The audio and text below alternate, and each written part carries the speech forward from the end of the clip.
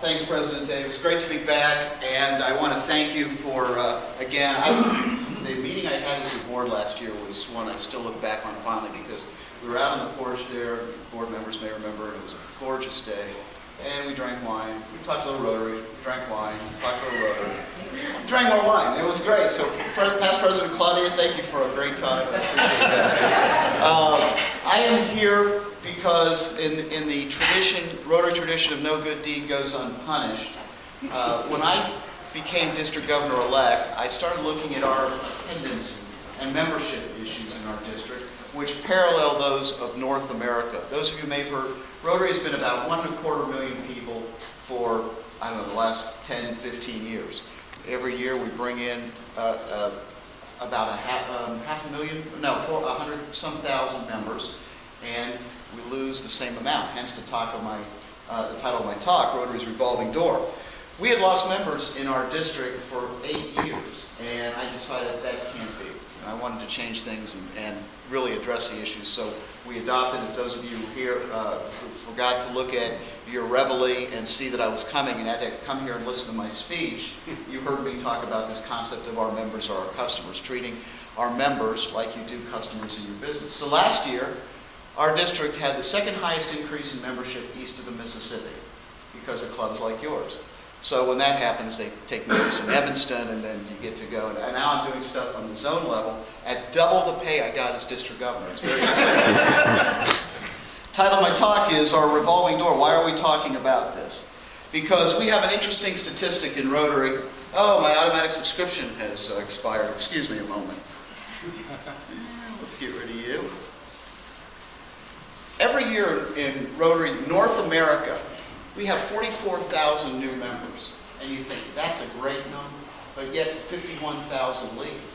And this is not unusual, by the way. I'm not talking about a Rotary-specific problem. If you're involved in anything, you work with organizations, with mainline churches, with all sorts of things, we're finding that younger people today are especially reluctant to join organizations. And demographically speaking, that means that those of us who are older are dying off. I'm sorry to break that to you on Friday morning, but we need to look at making Rotary attractive to younger members. At one point, we were younger members, right? So we really started thinking about this. What does this tell us? What this tells us is that Rotary has a good name. We've got a fairly good reputation. Otherwise, we wouldn't get 44,000 people joining. But for some reason, they're leaving. Something about Rotary isn't clicking with folks, or they're not being able to fit it into their lives. So that's what we got to look at, and maybe the reason is because something about our clubs today isn't really working for the way people live their lives today. So in the past, we've had certain knee-jerk reactions to membership. Number one, there's always been this recruit, bring people in, bring people in, bring people in. Historically, I can tell you that recruiting programs always have the same result. They result in a short-term spike in membership and a long-term drop or break even. So they always end up, you see the graphs, they go like this, up, down, up, down. Number two, we have a tendency in Rotary to make new members fit into our box. We say, this is what we are, pick your program, do this, that, and the other, and it will tell you when you can be of service to our club.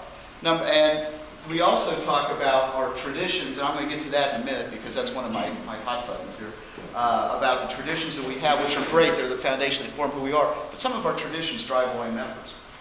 So we need to deal with that. Number three, this has been in my club, maybe not here, but we say, well, if somebody drops out, obviously there was something wrong with them. They weren't right for Rotary. Instead of saying, well, maybe there's a common denominator here of those 51,000 people.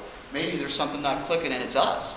And number four, I think a lot of this comes with an incomplete understanding of Rotary's service and exactly who we serve. So we started looking at things, and one of them is our traditions. Do our traditions serve us or do we serve them? And one of the, you guys aren't a singing club, so I'll say this without fear of insulting you. I tell presidents-elect this, I know this is going to stun you, but you're not going to get a 30-something join because he or she is just so excited about singing Shiny Little Surrey with the fringe on the top and R-O-T-A-R-Y to the tune of the Mickey Mouse Club thing. It just is weird, okay? and they don't, they're so into it, it's great. Okay, so just little things like that.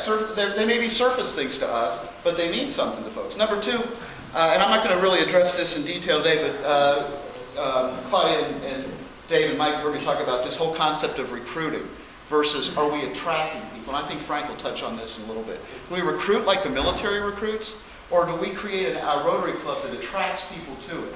We talked about Chef getting involved right away. Something struck him that he could relate to.